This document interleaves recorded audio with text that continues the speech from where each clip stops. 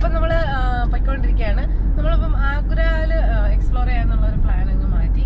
കാരണം നമുക്ക് സമയം കുറവുണ്ട്. അപ്പം നമ്മൾ നേരെ ഡൽഹിക്ക് പോവാണ് അല്ലേ? യെസ്, നമ്മളപ്പോൾ തലസ്ഥാന നഗരിയിലോട്ട് പോവാണ്. അപ്പൊ തലസ്ഥാന നഗരിയിൽ നിങ്ങളെ കാത്ത് ഒരുപാട് കാര്യങ്ങൾ ഇരിക്കുന്നുണ്ട് അല്ലേ? ഒരിക്കലും നിങ്ങൾ പ്രതീക്ഷിക്കാത്ത ഒത്തിരി കാര്യങ്ങൾ. തലസ്ഥാന നഗരിയിലോട്ട് നമ്മൾ പോവാണ്.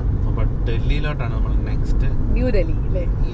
കാരണം ആഗ്രയിലെ സംഭവം എന്താന്ന് വെച്ചാൽ ഞങ്ങൾ താജ്മഹലിൽ ഒന്ന് പോകണമെന്നായിരുന്നു പ്ലാന്. പക്ഷേ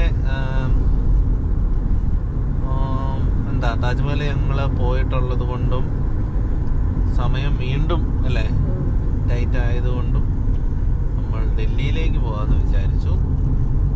തൽക്കാലം താജ്മഹൽ അവിടെ നിൽക്കട്ടെ, നമുക്ക് തിരിച്ചു വരാം അല്ലേ? അതെ അതെ, നമുക്ക് താജ്മഹൽ മാത്രമല്ല, ഇപ്പം നമ്മൾ പോവുകയാണെങ്കിൽ താജ്മഹൽ മാത്രമേ ചിലപ്പോൾ കാണാൻ പറ്റുള്ളൂ. പക്ഷേ നമുക്ക് ആഗ്രയിൽ ഒരുപാട് കാര്യങ്ങളുണ്ട്. കുറേ ടോംബുകളുണ്ട്, അതുപോലെ കുറേ ഫോർട്ടിഫിക്കേഷൻസും, അതുപോലെ ഒരുപാട് ട്രൈ ചെയ്യേണ്ട ഫുഡുകൾ ഒത്തിരി ഉണ്ട്. അപ്പോൾ നമ്മൾ എന്തായാലും മുഗളായി ബിരിയാണിയൊക്കെ കഴിക്കാൻ വേണ്ടിയിട്ട് തിരിച്ചു വരും. പറ്റുവാണെങ്കിൽ ഇന്ന് മുഗളായി ബിരിയാണി കഴിക്കാം കേട്ടോ. അപ്പോൾ തിരിച്ചു വരുന്നുണ്ടായിരിക്കും. പക്ഷേ ഇപ്പം നമ്മൾ നേരെ ഡൽഹിക്ക് പോവാണ്. ബാക്കി ഡൽഹിയിലെ കാഴ്ചകളൊക്കെ നമുക്ക് കാണാം.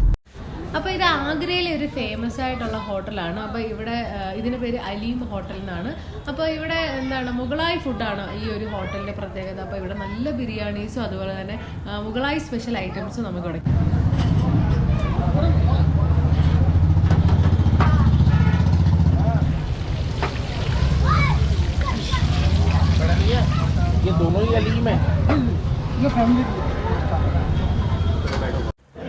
അപ്പോൾ ഇതാണ് നമ്മുടെ മുഗളായി ബിരിയാണി. അപ്പോൾ ഇവിടുത്തെ സ്പെഷ്യൽ ഫേമസ് ഐറ്റമാണ് ഈ മുഗളായി ബിരിയാണി എന്ന് പറയുന്ന സാധനം.